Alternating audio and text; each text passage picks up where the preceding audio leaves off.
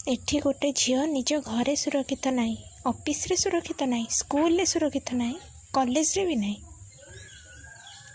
तो माने हमको कौन भावुचंती कि मो मानकु गोटे कथा एमिति बन जे तुमको तुम घर लोक कहे माँ बाहर को जाऊँ संभाल के रहीबू, सेपर लोक कहे बाहर को जाऊँ अन्य झील को देखिकी संभाल के रहीबू, हरकट भी बेसी जंत्रणा देवे।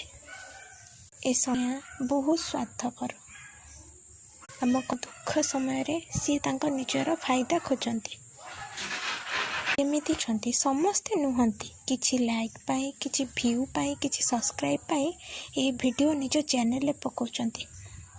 ये हेला कौन क्षति हेछि तार रिपोर्ट खराब लगुनि, से झील केमती न्याय पाइबो से विषय न चिंता करी निज चैनल को मोनेटाइज करूचंती।